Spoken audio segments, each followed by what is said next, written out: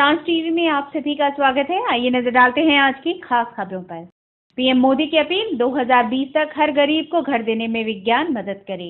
प्रधानमंत्री नरेंद्र मोदी ने कहा कि भारत में आने वाले दिनों में ऐसी तकनीक अपनाने जा रहा है जो किफायती और स्थायी होगी और उसका न तो पर्यावरण पर कोई विपरीत असर पड़ेगा और न ही उसमें कोई दोष होगा। मोदी ने आज सुबह यहाँ राष्ट्रीय विज्ञान शिक्षा एवं शोध संस्थान को राष्ट्र को समर्पित करते हुए कहा, हमें ऐसी प्रौद्योगिकी अपनानी चाहिए जिसका पर्यावरण, जल, वायु, वैश्विक ताप वृद्धि और समाज पर कोई नकारात्मक प्रभाव न हो। उन्होंने कहा कि इस नई तकनीक में किसी प्रकार का कोई दोष नहीं होगा और इसका प्रयोग न केवल देश में बल्कि विश्व भर में किया जाएगा। मोदी ने कहा, इमारतों से परिणाम नहीं आते, परिणाम तब आते हैं जब इमारतों से आत्माएं जुड़ती हैं। सिर्फ सीमेंट और ईंटों से नहीं, लोगों की प्रेरणाओं से संस्थान बनते हैं। उन्होंने NIA-SIR कैंपस को देश का सबसे हरा भरा कैंपस बनाने की अपील की और कहा कि इसे हरा भरा बनाने के अलावा सोलर टेक्नोलॉजी से जीरो डिस्चार्ज के साथ चलाने के बारे में भी सोचना चाहिए। मोदी ने कहा, जिस क्षण आविष्कार रुकते हैं सिस्टम खत्म हो जाता है। हर समाज, हर युग को आविष्कार की जरूरत होती है, हर घंटे इनोवेशन की जरूरत होती है। उन्होंने कहा कि बच्चों की विज्ञान में दिलचस्पी बढ़ाने की जरूरत है। प्रधानमंत्री ने ये भी अपील की है कि 2020 तक हर गरीब को घर देने में विज्ञान मदद करे। राष्ट्र को एक बहुत बड़ी विरासत सौंपने का अवसर मिला। इमारतें तो बहुत बनती हैं, भवन भी बहुत बनते हैं,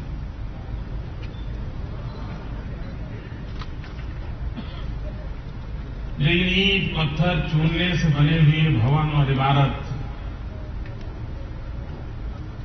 तब तक प्रेरणा के केंद्र नहीं बनते जब तक कि उसके साथ जुड़े हुए लोगों की आत्मा उसके साथ जुड़ती नहीं। मुझे इस बात की खुशी है कि विज्ञान और टेक्नोलॉजी के क्षेत्र में हमारे साइंटिस्ट, हमारे टीचर, हमारे प्रोफेसर, हमारे स्टूडेंट्स इन दिनों जी जान से जुटे हुए हैं। कुछ न कुछ नया करने का इरादा हर किसी के मन में होता है। हर किसी के नसीब में नोबेल प्राइज नहीं हो सकता है, लेकिन कोई रिसर्च, कोई इनोवेशन किसी गरीब की जिंदगी में बदलाव ला रहा है तो उससे बड़ा कोई नोबेल प्राइज नहीं। क्या ये कैंपस हिंदुस्तान का सबसे ग्रीनेस्ट कैंपस बन सकता है? ये पूरी तरह ग्रीनरी के संदर्भ में तो ग्रीन बने ही बने, लेकिन एनवायरमेंट के संबंध में भी ये पूरा भवन सोलर टेक्नोलॉजी, जीरो डिस्चार्ज, इन सारे विषयों को अपने में समाहित करके हम डेवलप कर सकते हैं। कभी कभार ये भी विवाद रहता है कि उत्तम लेबोरेटरी होगी, उत्तम साधन होंगे तभी विज्ञान में प्रगति होगी। उसमें सच्चाई है, लेकिन ये भी पहलू है कि आज पूरे दुनिया में भारत का स्पेस मिशन उसने अपनी एक इज्जत बनाई है, जगह बनाई है। मार्स मिशन में दुनिया में सबसे पहले सफल होने वाले हमारे देश के नौजवान रहे, लेकिन बहुत कम लोगों को पता होगा कि जब स्पेस साइंस में हमारे देश का काम शुरू किया गया तब उसके इक्विपमेंट साइकिल पर उठा करके ले जाए जाते थे और मोटार के गैरेज में काम किया जाता था और उससे जाकर के आज स्पेस साइंस हमने जगह। उत्तम भवन नहीं थे, उत्तम व्यवस्थाएं नहीं थी, लेकिन उस समय काम करने वाले लोगों का एक सपना था, मिशन था, समर्पण था, जिसके कारण आज स्पेस के अंदर भारत का झंडा लहरा रहा है। उन लोगों के परिश्रम और पुरुषार्थ के कारण लहरा है। और इसलिए हमारे भीतर मुझे कुछ देके जाना है, कुछ करके जाना है, किसी के लिए जी के जाना है। ये भाव जब तक प्रबल नहीं होता है हम नयापन दुनिया को दे नहीं सकते। इनोवेशन अगर बंद हो जाता है तो जीवन स्थगित हो जाता है, व्यवस्थाएं निष्प्राण हो जाती है। व्यवस्थाएं अगर निष्प्राण होती है तो जीवन कभी प्राणवान हो नहीं सकता। और इसलिए इनोवेशन ये हर समाज की, हर युग की आवश्यकता है। हमें इनोवेशन का एनवायरमेंट बनाना है। और ये आपकी इंस्टीट्यूट तो है नहीं सर, यस सर नहीं है। जहां यस सर है वहां विज्ञान अटक जाता है। दिल्ली के मॉडल टाउन इलाके में एक लड़की की लाश मिलने से सनसनी फैल गई। लड़की का नाम आरजू सिंह बताया जा रहा है। हत्या के आरोप में लड़की के बॉयफ्रेंड नवीन खत्री को गिरफ्तार कर लिया है। आरोपी ने पूछताछ के दौरान हत्या की बात कबूल ली है। लड़की की लाश घर के वेंटिलेशन एरिया से बरामद हुई। पुलिस के अनुसार लड़की की शादी किसी और लड़के के साथ तय हो गई थी और मृतका उस शादी पर दबाव बना रही थी। इसके बाद आरोपी ने 2 तारीख को लड़की को मिलने के लिए बुलाया और उसकी हत्या कर दी। आरोपी ने लड़की की लाश 3 दिन से छुपा कर रखी। पुलिस मामले की जांच में जुटी हुई है। बजट 2016 में हेल्थ, सिंचाई और हाईवे रहेगा टॉप एजेंडा। बजट 2016 को लेकर कई तरह की उम्मीदें लगाई जा रही है कि मोदी सरकार इस बार असंगठित क्षेत्र और किसान को खास तोहफा दे सकती है। यूनिवर्सल हेल्थ इंश्योरेंस प्लान, सिंचाई के साधनों में बढ़ोतरी और सड़क परिवहन जैसे क्षेत्रों को बजट में खास अहमियत दी जा सकती है। सूत्रों से मिली जानकारी के मुताबिक सरकार सामाजिक क्षेत्र पर फोकस करना चाहती है और इनमें भी कुछ खास ऐसे क्षेत्रों को शामिल करेगी जो ज्यादातर राजनीतिक मुद्दे के तौर पर छाए रहते हैं, मसलन किसान और उनका स्वास्थ्य बीमा। इसके अलावा सुरक्षा के दायरे को और भी विस्तार देने का प्रयास किया जा सकता है। प्रधानमंत्री नरेंद्र मोदी ने इंडियन ऑयल कॉरपोरेशन की 34,555 करोड़ रुपए की लागत से तैयार रिफाइनरी को आज राष्ट्र को समर्पित किया। इससे आईओसी एक बार फिर से रिलायंस इंडस्ट्रीज को पीछे छोड़कर देश की सबसे बड़ी रिफाइनरी कंपनी बन गई है। 1.5 करोड़ टन सालाना क्षमता की पारादीप रिफाइनरी का निर्माण करीब 16 साल में पूरा हुआ है। तत्कालीन प्रधानमंत्री अटल बिहारी वाजपेयी ने 24 मई 2000 को आईओसी के इस 9वें संयंत्र की आधारशिला रखी थी। पारादीप से पहले आईओसी की 8 रिफाइनरों की कुल क्षमता 5.42 करोड़ टन कच्चे तेल के शोधन की थी। पारादीप के जरिए आईओसी ने रिलायंस इंडस्ट्री को पीछे छोड़ दिया। रिलायंस इंडस्ट्री की गुजरात के जामनगर में 2 रिफाइनरियां हैं, जिनकी कुल रिफाइनिंग क्षमता 6.2 करोड़ टन है। देश की सबसे बड़ी पेट्रोलियम कंपनी आईओसी की एक अनुवंशी चेन्नई पेट्रोलियम कार्य लिमिटेड भी है, जिसके द्वारा परिचालित रिफाइनरों की कुल शोधन क्षमता 1.15 करोड़ टन है।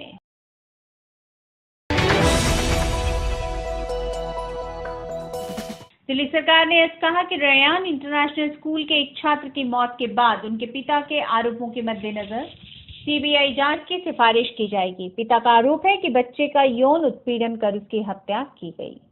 दिल्ली सरकार के आदेश पर हुई मजिस्ट्रेटी जांच में कहा गया है कि स्कूल के अधिकारियों द्वारा जानबूझकर कार्रवाई नहीं करना गंभीर आपराधिक लापरवाही के समान था, जिसकी वजह से बच्चे की मौत हो गई।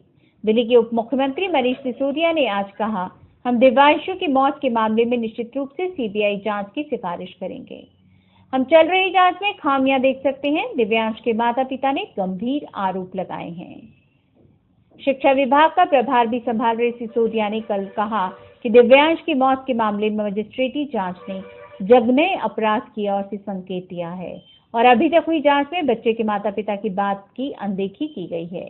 उन्होंने ये दावा भी किया है कि अभी तक किसी पुलिस अधिकारी ने दिव्यांश के माता पिता से मुलाकात नहीं की। एक वरिष्ठ सरकारी अधिकारी ने कहा कि मुख्यमंत्री अरविंद केजरीवाल को आज बेंगलुरु से वापस आना है। उनके वापस आने के बाद उचित परामर्श करके सीबीआई जांच की सिफारिश की जाएगी। बच्चे के पिता रामहित मीना ने कल आरोप लगाया था कि उसके निजी अंगों समेत शरीर पर चोट के निशान देखे गए। मीना ने कहा कि उन्होंने बच्चे के निजी अंगों में रुई के फाहे देखे। उन्होंने आरोप लगाया है कि स्कूल के प्राचार्य ने परिवार को इस मामले में चुप रहने की धमकी दी है।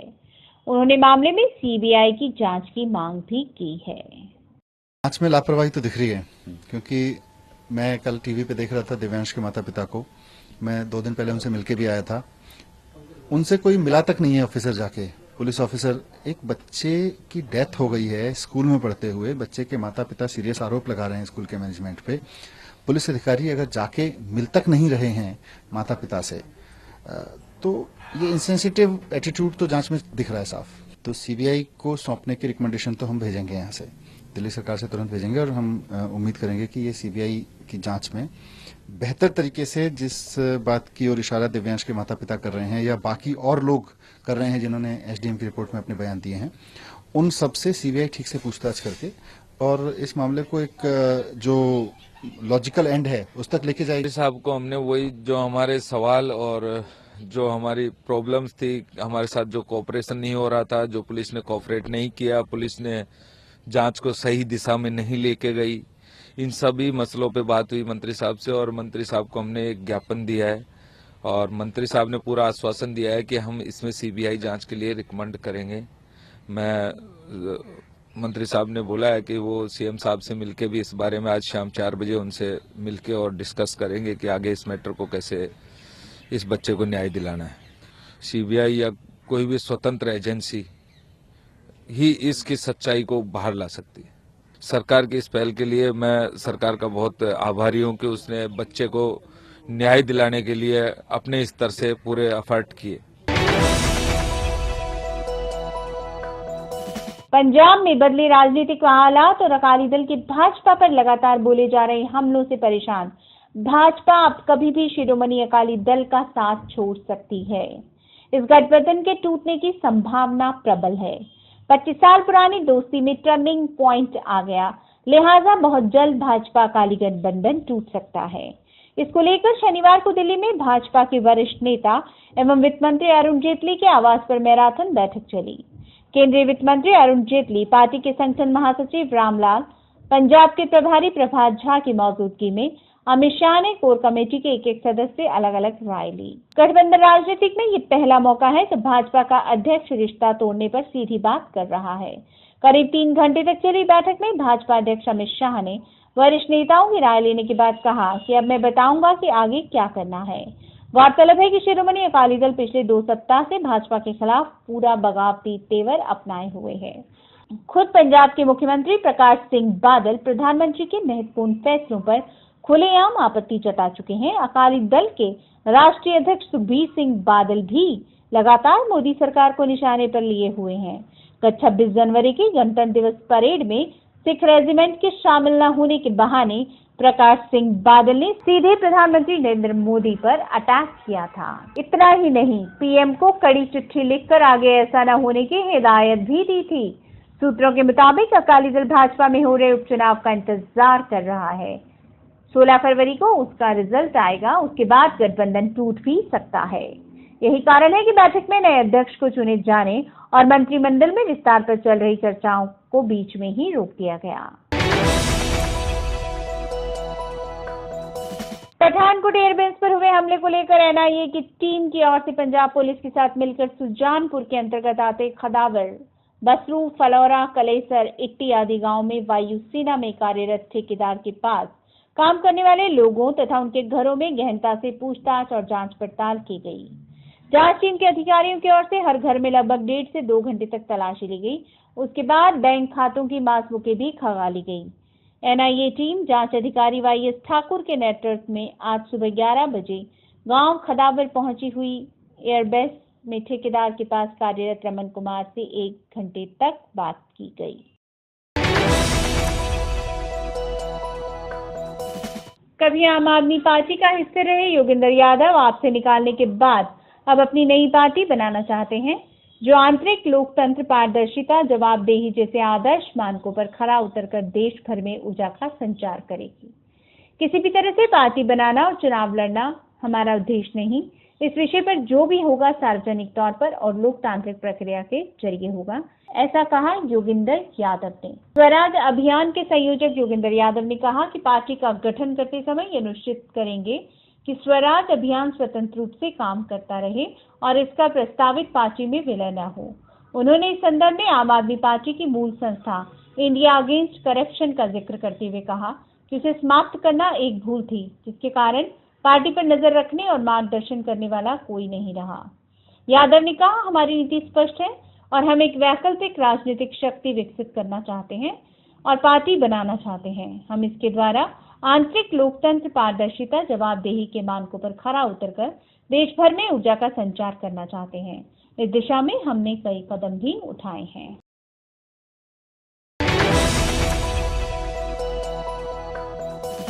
विशाखापट्टनम में अंतर्राष्ट्रीय मैरीटाइम कॉन्फ्रेंस को संबोधित करते हुए रक्षा मंत्री मनोहर पार्रिकर ने सियाचिन में 10 सैनिकों की शहादत पर अफसोस जताया और कहा कि हमने सियाचिन पर नियंत्रण रखने के लिए अब तक लगभग 1000 सैनिक खो दिए हैं।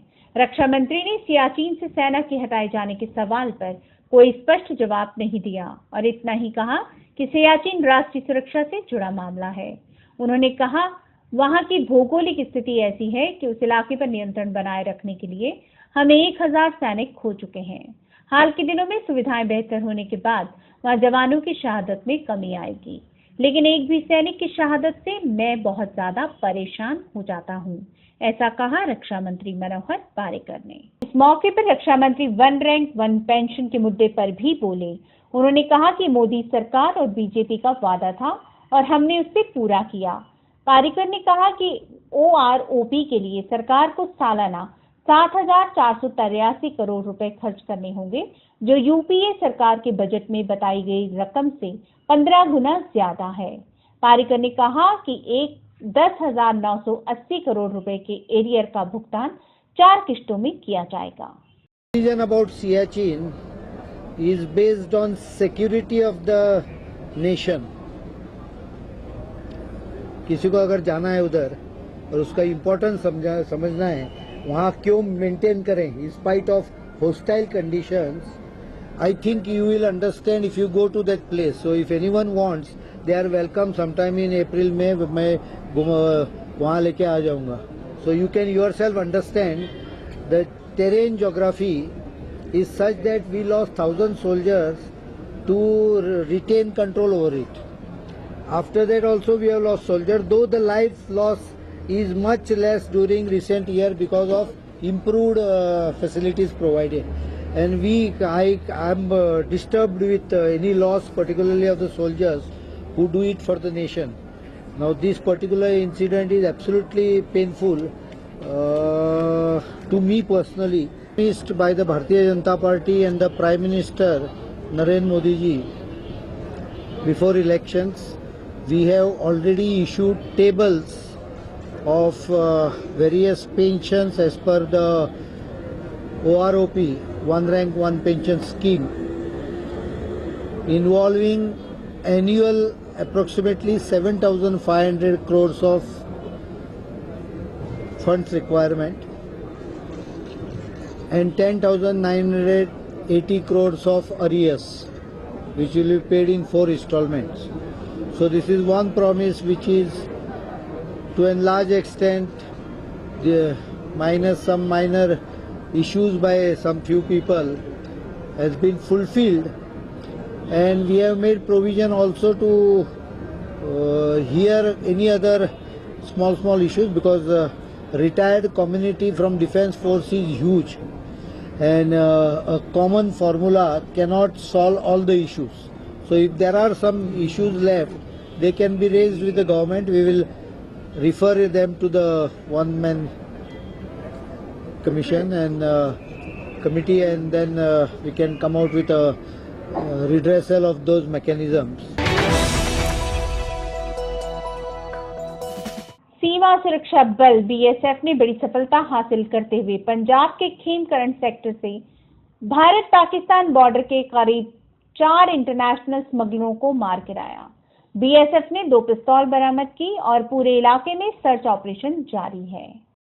पंजाब फ्रंटियर BSF में खेमकरण के इलाके में आज BOP MP बेस में काफ़ी तड़के करीब 4:30 बजे पाकिस्तान साइड से स्मगलर्स का मूवमेंट था और इंडियन साइड से भी था, और पाक स्मगलर्स की तरफ से और इंडियन स्मगलर्स की तरफ से फायरिंग आई और बीएसएफ ने जवाबी कार्रवाई की। उसके अंदर 2 पाकिस्तानी स्मगलर मारे गए और 2 इंडियन साइड से जो फेंस के पास में स्मगलर आए थे वो मारे गए और मौके से 10 पैकेट बरामद हुए हैं और जो हेरोइन की तस्करी का इसमें इंडिकेशन है, पाइप भी मिला है मौके से और अभी इलाके की सर्च हम कर रहे हैं। अभी तक मुझे रिपोर्ट मिली है कि वहाँ से 2 पिस्टल मिली है पाकिस्तानी साइड से और इंडियन साइड से भी एक वेपन मिला है और इलाके की भी सर्च चल रही है और पैकेट्स के बारे में भी और डिटेल्ड जानकारी की जा रही है। और सर पैकेट्स में क्या क्या हेरोइन कितनी मिकदार में मिली है? जो मुझे अभी ये रिपोर्ट मिली है वहाँ से कि जनरली एक पैकेट 1 kg का होता है और इसमें हेरोइन होती है। अभी हम पुलिस को भी इन्फॉर्म कर रहे हैं। साथ में पैकेट्स में कुछ मेटेलिक चीज़ वगैरह का भी अंदेशा है, तो उससे लग रहा है कि कई बार इसमें मोबाइल सिम राउंड्स वगैरह भी होते हैं। तो मैं आपको और डिटेल में बताऊंगा जब हमारी कार्रवाई वहाँ पे मौके पे जो चल रही है पुलिस के साथ वो पूरी हो जाएगी। सर इससे पहले सर जितने पैकेट्स वगैरह आते हैं उसमें पाकिस्तानी सिम या लाइव कार्टेजेस का मिलना, इस तरह का अंदेशा होना, क्या ये इसको क्या इंडिकेट समझा जाए? देखिए पहले भी ये ट्रेंड रहा है, जब भी नारकोटिक्स के पैकेट्स फेंके जाते हैं किसी भी मेथड से स्मगलिंग किए जाते हैं तो कई बार उनके साथ पिस्टल राउंड्स, मोबाइल सिम वगैरह होता है, कई बार ओपीएम भी होता है बहुत स्मॉल क्वांटिटी में। एक यहाँ का पैटर्न है। इस बार हमको ऐसा लग रहा है इसमें कुछ मेटेलिक चीज़ें भी है, कुछ राउंड्स वगैरह भी हो सकते हैं, तो वो नियमानुसार अभी पुलिस इन्वेस्टिगेशन में हम एक चीज़ इसकी सूचीबद्ध करेंगे, उससे क्लियर होगा। पर प्राइमरीली हेरोइन है इसमें और 9-10 किलो करीब हेरोइन हो सकती है और कुछ और सामान है इसमें। पंजाब में हिमाचल के बॉर्डर महतपुरा पर पुलिस ने चेकिंग के दौरान 24 लाख भारतीय करेंसी, 40,000 यूनानी करेंसी, $16 पुलिस ने जब्त किए। दिल्ली से धर्मशाला करेंसी लेकर जा रहे ये 4 लोग थे। पंजाब में हिमाचल के बॉर्डर महतपुरा में हिमाचल पुलिस द्वारा चेकिंग के दौरान दिल्ली से धर्मशाला जा रही गाड़ी में इस करेंसी को बरामद किया गया। गाड़ी में 4 लोग सवार थे। पुलिस ने चारों को अपने कब्जे में लेकर छानबीन शुरू कर दी है। आज महतपुर बैरियर में जो हमारा पुलिस का नाका लगा हुआ है वहाँ पर चेकिंग के दौरान एक गाड़ी से, जो कि दिल्ली नंबर गाड़ी है, उसमें कुछ जो पैसा था वो मिला हमें, तो वो अभी उसकी जांच चली हुई है। अभी उनके जो अकाउंट्स वगैरह है और जो इन्वेस्टिगेशन हमारी चली हुई है। Thank you. अभी तक सर जो कैश कलेक्ट हुआ वो कितना? जो अभी तक हमने जो कैश जो काउंट किया है उसमें जैसे 24 लाख है इंडियन करेंसी है और 40,000 के करीब युआन है और उसमें $16। सर कहाँ से कहाँ जा रही है? ये दिल्ली से धर्मशाला के लिए जा रही है। कांग्रेस पार्टी में महिला कार्यकर्ताओं को मजबूती देने के उद्देश्य से ऑल इंडिया महिला कांग्रेस महिला विंग के इंचार्ज नीतू वर्मा सोइंग ने चंडीगढ़ में विभिन्न क्षेत्रों से संबंध रखने वाली महिलाओं के साथ बैठक की और शहर में क्या समस्याएं आ रही हैं उनको जाना। इस दौरान नीतू वर्मा ने बताया कि बैठक में प्रत्येक जिले के लिए जिला प्रभारी की नियुक्ति की जाएगी। उस प्रभारी को जिले का लेखा जोखा हर महीने देना होगा। उन्होंने बताया कि महिला विंग को चंडीगढ़ और हरियाणा में मजबूत बनाने के लिए उनकी ड्यूटी लगाई गई है। देखिए, हमारी राष्ट्रीय अध्यक्षा श्रीमती शोभा ओझा के निर्देश पे मैं यहाँ आई हूँ। हम लोग यहाँ पर चंडीगढ़ में टाइम पे हमने मीटिंग अटेंड की, टाइम पे हमने इलेक्शंस हो या वैसे भी हो, यहाँ महिलाएं बहुत जुझारू हैं, बहुत ज़्यादा हार्ड वर्किंग हैं। तो हमारी बहुत अच्छी टीम है महिला कांग्रेस की। हमारी प्रेसिडेंट मीनाक्षी जी है, जिला अध्यक्ष हैं, सब यहाँ बहुत अच्छी टीम है। तो एक बार सिर्फ एक नेक्स्ट स्टेप ये था कि और जो लोग नए जुड़ रहे हैं, कुछ यंग लोग जुड़ रहे हैं, कुछ और पुराने वर्कर्स हैं, हम लोग उनको किस तरह से सम्मानित कर सकते हैं, उनको ऐड कर सकते हैं, कि इनको प्रमोट कर सकते हैं। तो एक ये एक्सरसाइज इंटरेक्शन की थी कि एक एक करके मैं और यहाँ जो हमारी अध्यक्ष है मीनाक्षी जी, हम दोनों सभी लोगों से फेस टू फेस 1-on-1 हमने डिस्कशन किया और उनसे उनकी समस्याएं पूछी और हम और कैसे कांग्रेस को मजबूत कर सकते हैं, महिला कांग्रेस में और कैसे काम कर सकते हैं, कैसे और लोगों को जोड़ सकते हैं, कैसे स्ट्रेंथन कर सकते हैं, ये काम आज हमने किया है। और एक और सबसे बड़ी चीज़ सबको ये बताई गई कि अगर हम एक्टिव रहेंगे, काम करेंगे तो हम और आगे जाएंगे। कुछ लोग जैसे पद लेकर घर बैठ जाते हैं, तो उनको हम लोग ऐसे को हम लोग आगे लेकर नहीं चलना चाहते। थोड़ा सा ये इंस्ट्रक्शंस भी दी गई हैं, कुछ रूल्स फॉलो करने के लिए कहा गया है, लेकिन प्यार से बहुत अच्छे से यहाँ हमारी सभी बहनों से मुलाकात हुई और सभी आगे अच्छे से काम करेंगी, ये यहाँ पर भरोसा भी दिलाया गया और मीनाक्षी जी की पूरी टीम को और स्ट्रॉन्ग करेंगी, ये भी हम लोगों को सब लोगों को यहाँ कहा गया।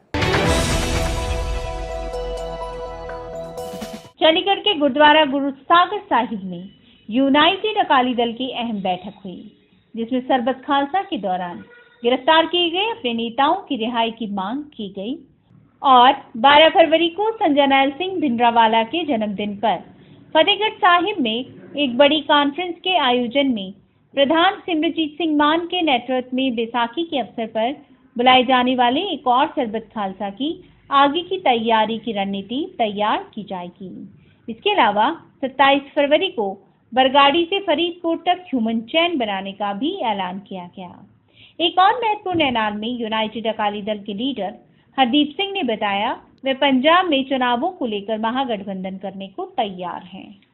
साडी यूनाइटेड अकाली दल की कोर कमेटी जे सारे अहुदेदार शामिल हुए सी।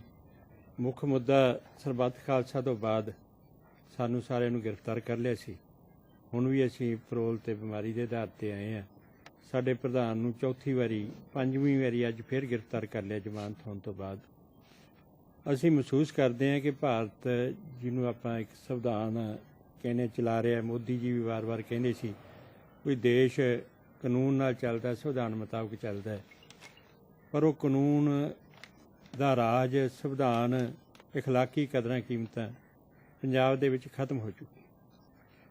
अज पंजाब दे विच सरदार प्रकाश सिंह बादल की जिहड़ी अगवाई च सरकार चल रही है, वो एक माफिए की सरकार, गुंडाइजम की सरकार, ते लोकां चों इन्ना ये डर चुक्या सरबत खालसे के कट तो बाद, जिवें कोई सहमिया बंदा बिना मतलब सरबत खालसे दे विच कोई देश धरोई वाली गल, कोई फिरका परस्ती वाली गल, क्योंकि असीं वार वार यूनाइटेड अकाली दल वालों साडा उद्देश है संविधान च लिखिआ है समाजिक एकसुरता दे पंजाब समुचे भाईचारिਆਂ दे, असीं उहदे हामी हैं। असीं अपना जो सिखां दीआं समस्यावां उन्होंने देश के हद्दां दे विच रह के हल करना चाहुंदे। इन्हां ने जो सरबत खालसे तो बाद डर के झूठ बोलिया गया, एक बजुर्ग आगू वालों सरदार प्रकाश सिंह बादल वालों बहुत गलत ढंग नाल जो प्रचार किया गया, समाज च वंडियां पाउण दी कोशिश की गई, उन्होंने रंग तो दिता गया कि जिवें उत्थे जिहड़ा इकट्ठ होया सी वो किसी समाज के एक फिरके के विरुद्ध या देश के विरुद्ध जंग हो रही सी, जदों कि पूर्ण शांतमई तौर पर निबड़ी। असीं महसूस करते हैं कि अजिहियां गल्लां नाल सुन के एक बजुर्ग बंदे वालों झूठ मारने एक सूझवान मनुख का हर एक पंजाबी का सिर नीवा होए। पंचकुला सेक्टर 6 के जनरल हॉस्पिटल में उस वक्त हंगामा हो गया जब कर्मचारी के एक ठेकेदार ने मीटिंग के दौरान पिस्तौल निकाल ली। इसके बाद कर्मचारी ने जमकर ठेकेदार की पिटाई की। मौके पर पुलिस ने पहुंचकर ठेकेदार को किसी तरह भीड़ से बचाया और थाने ले गई। कर्मचारी का आरोप है कि मीटिंग के दौरान वर्दी सिलवाने के लिए ठेकेदार ने पहले बहस की और उसके बाद पिस्तौल निकालकर दिखा दी। वहीं मौके पर पुलिस ने पहुंचकर ठेकेदार को हिरासत में ले लिया। तांत्रिक का रहस्यमयी स्थितियों में हुआ कत्ल। कई सालों से आंखों से अंधा ये तांत्रिक तंत्र विद्या के जाल में भोले भाले लोगों को फंसाकर कर रहा था बहुत मोटी कमाई। तांत्रिक के पुराने संबंध आतंकियों से भी रहे हैं। छोटी उम्र में ही किसी ने मुंह पर तेजाब डाला और आंखों की रोशनी चली गई। बीती रात 3 लोग तांत्रिक से कोई काम करवाने आए और सुबह तांत्रिक मृतक पाया गया। पुलिस ने अज्ञात लोगों के खिलाफ मामला दर्ज कर लिया है और तफ्तीश जारी है। गुरदास जिले के गांव जातपुर सेफा में उस समय सनसनी फैल गई जब तांत्रिक शमशेर सिंह की खून से लथपथ लाश उसके कमरे में पड़ी मिली। गांव वासियों का कहना है कि मृतक तंत्र विद्या से लोगों का इलाज करता था और घर का खर्चा चलाता था। गांव वालों को जैसे ही कत्ल का पता चला तुरंत पुलिस को सूचित किया। हैरानी की बात यह है कि जो तांत्रिक अपनी आंखों से देख नहीं सकता वे किसी का क्या इलाज करेगा। मृतक की पत्नी का कहना है कि उनका पति तांत्रिक है और वे जब तंत्र विद्या से किसी का कोई काम करते हैं तो उसको उसके पास जाने की अनुमति नहीं होती। बीती शाम 3 लोग उसके पति से तंत्र विद्या के साथ अपना कोई काम करवाने आए तो उनके पति ने हिदायत दी कि आप ऊपर मत आना। वे खाना खाकर सो गई। सुबह देखा तो उनका पति अपने कमरे में मृत पड़ा था और उसकी लाश खून में सनी हुई थी। बाबे का काम करते ਜਿਹੜਾ ਕਰਦੇ ਹੁੰਦੇ ਬਾਬੇ ਹੱਥ ਹੁੱਥ ਵੇਖਣ ਦਾ ਉਹ ਕੰਮ ਕਰਦੇ ਸੀ। ਮੁੰਡੇ ਆਉਂਦੇ ਸੀ। ਆਪਾਂ ਤੇ ਕਦੀ ਆ ਗੱਲ ਹੀ ਨਹੀਂ ਸੋਚੀ ਵੀ ਇਹੋ ਜਿਹੀ ਗੱਲ ਵੀ ਕਦੀ ਹੋ ਜਾਊਗੀ। ਇਹ ਵੀ ਦੁਸ਼ਮਣੀ ਤੇ ਬਥੇਰੀ ਇਹਦੀ ਮਤਲਬ ਬੋਲੀ ਥੋੜੀ ਕੜਵੀ ਸੀ, ਉਹਦਾ ਕਰਕੇ ਮੁੰਡਿਆਂ ਦੇ ਨਾਲ ਹੈਗੀ ਸੀ। ਪਰ ਇਹ ਗੱਲ ਦਾ ਨਹੀਂ ਪਤਾ ਵੀ ਮਤਲਬ ਇੱਥੋਂ ਤੱਕ ਆ ਵੀ ਗੱਲ ਪਹੁੰਚ ਜੂਗੀ। ਕੱਲ 3 ਵਜੇ ਪਹਿਲਾਂ ਮੁੰਡੇ ਆਏ, ਉਦੋਂ ਚਾਹ ਪੀ ਕੇ ਚਲ ਗਏ ਆ। ਮੁੜ ਕੇ ਫਿਰ ਦੁਬਾਰਾ 6 ਵਜੇ ਆਏ, ਇਹਨਾਂ ਦੇ ਨਾਲ ਹੀ ਉੱਪਰ ਚਲ ਗਏ। ਉੱਪਰ ਜਾ ਕੇ ਮੈਨੂੰ ਕਹਿ ਕੇ ਕਹਿੰਦੇ ਕੰਮ ਅਸੀਂ ਉੱਤੇ ਮੈਂ ਉਹਨਾਂ ਮੁੰਡਿਆਂ ਦਾ ਕੰਮ ਕਰ ਲੱਗਾ ਵਾਂ ਕੋਈ, ਤੇ ਤੂੰ ਮੇਰੇ ਮਗਰ ਨਹੀਂ ਆਉਣਾ। ਮੈਂ ਨਹੀਂ ਮਗਰ ਗਈ। ਤੇ ਸਵੇਰੇ ਉੱਠ ਕੇ ਵੇਖਿਆ 8:30 ਪੌਣੇ 9 ਦਾ ਟਾਈਮ ਆ। ਗੇਟ ਬੰਦ ਕਰ ਲਿਆ। ਉਹਨਾਂ ਆਵਾਜ਼ ਦਿੱਤੀ ਭਾਬੀ ਜੀ ਗੇਟ ਬੰਦ ਕਰ ਲਓ। ਮੈਂ ਗੇਟ ਬੰਦ ਕਰ ਲਿਆ। ਮੈਂ ਲੰਮੇ ਪੈ ਗਈ। ਗੇਟ ਬੰਦ ਕਰਕੇ ਮੈਂ ਨਹੀਂ ਵੇਖਿਆ ਮੁੜ ਕੇ। ਮੈਂ ਤੇ ਸਵੇਰੇ ਜਦੋਂ ਬੱਚਿਆਂ ਦੀ ਉੱਪਰ ਜਰਾਬਾਂ ਲੈਣ ਗਈ ਆ, ਸਕੂਲ ਭੇਜਣ ਲੱਗੀ, ਮੈਂ ਉਦੋਂ ਵੇਖਿਆ ਜਾ ਕੇ। ਫਿਰ ਮੈਂ ਗਵਾਂਢੀਆਂ ਦੇ ਘਰ ਗਈ ਭੱਜ ਕੇ, ਫਿਰ ਪਤਾ ਲੱਗਾ ਸਾਰੇ। ਉੱਪਰ ਇਹਨਾਂ ਦਾ ਅਲਾਉਡ ਹੀ ਵੀ ਉੱਪਰ ਨਹੀਂ ਤੂੰ ਆਉਣਾ। ਮਤਲਬ ਜਦੋਂ ਵੀ ਕਿਸੇ ਦਾ ਕੰਮ ਕਰਦੇ ਸੀ ਉੱਪਰ ਨਹੀਂ ਜਾਣਾ। ਕੋਈ ਕੁੜੀ ਆ ਜੇ, ਮੁੰਡਾ ਆ ਜੇ, ਜਨਾਨੀ ਆ ਜੇ, ਮੈਂ ਉੱਪਰ ਨਹੀਂ ਕਦੀ ਗਈ। ਹਾਂਜੀ, ਕਦੀ ਨਹੀਂ ਉੱਪਰ ਗਈ। ਨਹੀਂ, ਮੇਰੀ ਲਵ ਮੈਰਿਜ ਜੀ। ਮੇਰੇ ਮੰਮੀ ਡੈਡੀ ਇਸ ਸ਼ਾਦੀ ਦੇ ਖਿਲਾਫ ਹੀ ਸੀਗੇ। SHO ਨੂੰ ਥਾਣਾ ਇਤਲਾਹ ਮਿਲਣ ਤੇ ਕਿ ਉੱਥੇ ਜਿਹੜਾ ਬੰਦਾ ਹੈ ਕਮਰ ਸ਼ਮਸ਼ੇਰ ਸਿੰਘ ਆਪਣੇ ਚੁਬਾਰੇ ਦੇ ਵਿੱਚ ਮਰਿਆ ਪਿਆ ਤੇ ਕੁੰਦ ਆਲਾਂ ਦੀਆਂ ਸੱਟਾਂ ਨੇ। ਇਹਦੇ ਬਾਰੇ ਮੌਕੇ ਤੇ ਪੁੱਜੇ ਆ ਤੇ ਤਫਤੀਸ਼ ਕੀਤੀ ਜਾ ਰਹੀ ਹੈ। ਪਰਚਾ 302 ਦਾ ਦਰਜ ਕਰ ਲਿਆ ਗਿਆ। ਕੁਝ ਨਿਰੀਖਣ ਕਰਨ ਤੇ ਪਾਇਆ ਗਿਆ ਕਿ ਇਹਨੂੰ ਉੱਪਰ ਚੜ੍ਹ ਕੇ ਸੁੱਤੇ ਪਏ ਨੂੰ ਸਿਰ ਦੇ ਵਿੱਚ ਡੱਡਿਆਂ ਦੀ ਚੋਟਾ ਮਾਰੀ ਗਈ ਤੇ ਉਹਦੀ ਮੌਤ ਹੋਈ ਹੈ। ਬਾਕੀ ਡੰਗਾਈ ਨਾਲ ਇਹਦੀ ਤਫਤੀਸ਼ ਕੀਤੀ ਜਾਏਗੀ। ਹਾਲੇ ਇਹਦੇ ਵਿੱਚ ਇੰਨੀ ਕੁ ਗੱਲ ਸਾਹਮਣੇ ਆਈ ਆ ਸ਼ੁਰੂਆਤੀ ਨਜ਼ਰ ਦੇ ਵਿੱਚ ਕਿ ਇਹ ਪੁੱਛਾਂ ਦੇਣ ਵਾਲਾ ਬੰਦਾ ਸੀਗਾ ਤੇ ਪੁਰਾਣਾ ਰਿਕਾਰਡ ਵੀ ਇਹਦਾ ਜਿਹੜਾ ਅੱਤਵਾਦ ਨਾਲ ਸੰਬੰਧਿਤ ਸੀਗਾ ਉਹ ਦੇਖ ਲਿਆ ਜਾਏਗਾ। ਇਸ ਤੋਂ ਇਲਾਵਾ ਅੱਖੋਂ ਇਹ ਅੱਲਾ ਸੀ, ਦਿਖਦਾ ਨਹੀਂ ਸੀ। ਸਨ 90 ਤੋਂ ਇਹ 25 ਸਾਲ ਪਹਿਲੇ ਅੰਨਾ ਹੋ ਚੁੱਕਾ ਸੀ ਤੇਜ਼ਾਬ ਨਾਲ। ਤੇ ਇਸ ਤਰ੍ਹਾਂ ਦਾ ਇਹਦਾ ਰਿਕਾਰਡ ਹੈਗਾ। ਇਹਦੀ ਸਾਰੀ ਡੂੰਘਾਈ ਨਾਲ ਤਫਤੀਸ਼ ਕਰਕੇ ਤੇ ਕਾਰਵਾਈ ਅਮਲ ਦੇ ਵਿੱਚ ਲਿਆਂਦੀ ਜਾਏਗੀ। ਦੂਸਰੀ ਸ਼ਾਦੀ ਤਾਂ ਹੋਈ ਹੈ। ਘਰ ਵਾਲੀ ਵੀ ਛੋਟੀ ਉਮਰ ਦੀ ਹੈ। ਇੱਕ ਲੜਕਾ ਇੱਕ ਲੜਕੀ ਹੈ। ਲੇਕਿਨ ਇਸ ਪਾਸੇ ਅਸੀਂ ਪਹਿਲਾਂ ਨਹੀਂ ਧਿਆਨ ਦਿਆਂਗੇ। ਮੇਨ ਤਾਂ ਅਸੀਂ ਕਤਲ ਲੱਭਣ ਦੀ ਕੋਸ਼ਿਸ਼ ਕਰਾਂਗੇ ਤੇ ਕਤਲ ਵਾਲੇ ਪਾਸੇ ਧਿਆਨ ਦਿਆਂਗੇ। ਫਿਰ ਵੀ ਅਗਰ ਇੱਕ ਤਰੀਕਾ ਇਹ ਹੋ ਸਕਦਾ, ਅਗਰ ਇਹ ਗੱਲ ਸਾਹਮਣੇ ਆਈ ਤੇ ਇਸ ਪਾਸੇ ਵੀ ਝਾਤੀ ਜ਼ਰੂਰ ਮਾਰੀ ਜਾਏਗੀ।